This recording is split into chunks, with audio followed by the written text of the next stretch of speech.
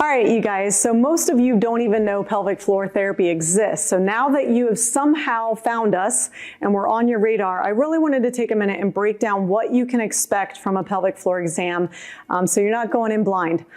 First of all, at Moment of Truth Physical Therapy, we definitely want to make sure that we're addressing the whole body and really getting to the root causes. So I'll get into that more later.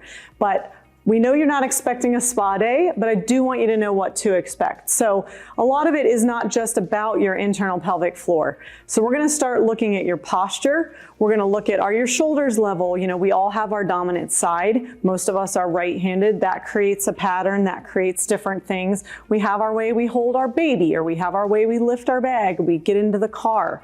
All of those different things play into how we stand and where we hold tension in the body.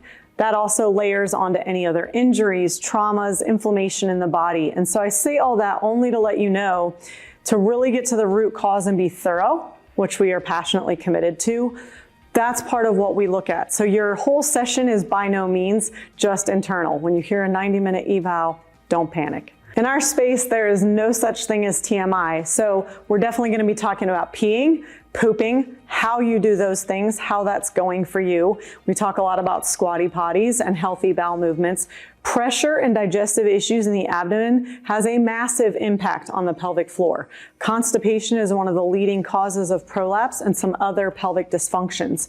So we definitely want to talk about your abdomen. We're trained in visceral work, so we can help address a lot of those digestive things. We hold a lot of anxiousness and guarding in our abdomen, and so especially related to pregnancy, postpartum, addressing diastasis and the ab muscles and making sure that our clients are feeling confident about core and pelvic floor working together. All right, ladies, here's the part you've really been waiting for. What on earth is involved with an internal pelvic floor exam? I'm going to break it down for you. First of all, you should absolutely feel safe. We usually try to review this process both in our discovery session and then again at the evaluation before we're actually doing anything. So for our internal exams, we give you a top sheet. We step out of the room, you undress from the waist down and lay down on the massage table with the sheet over you. We come in and we position pillows under each knee so that you're laying in kind of a butterfly pose where your hips can be relaxed. That's important. So then what we do first is check layer one, and that's just your, not layer one, I'm sorry, just your perineum. And so that band between the vaginal and rectal opening has a big impact on tension in the pelvic floor. So we're not actually internal yet, but we take a gloved finger, we kind of press into that band. We're looking for tissue pliability and making sure you don't have any tenderness or tension there before we even do internal. For internal then, layer one, we're only in about this far. We're checking the walls of that vaginal canal, again, for tissue laxity, tension, pain, tenderness. We do not move on to layer two until things are okay and comfortable for layer one. Layer two is still those walls of the vaginal canal, just a bit deeper.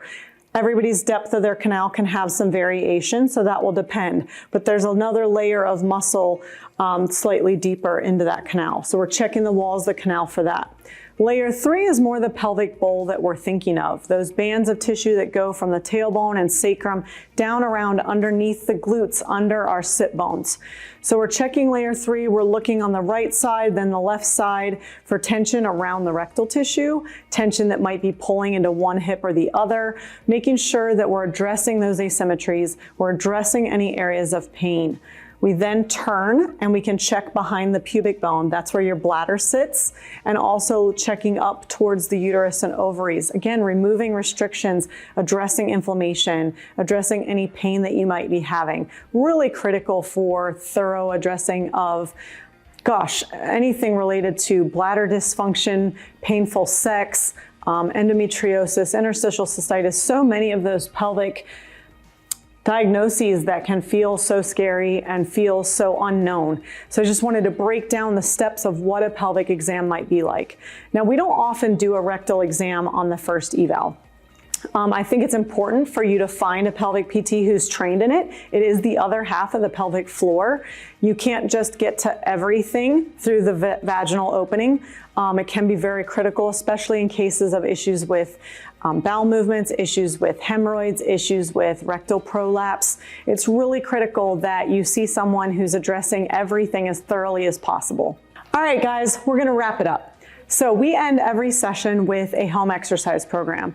Now that might start off with some breathing guidance and helping you expand more fully into the pelvic floor, into the abdomen, things to connect that core and pelvic floor.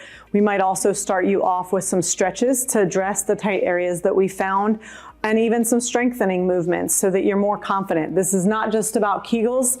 Not going to go on that rant right now, but we're going to get you started with a home program, and we make sure and send you that in an email with videos so that you'll have our voice, our cues, and you won't have to worry about remembering what we were recommending for you. We also tend to recommend any supplements or other things that might be helpful on your healing journey.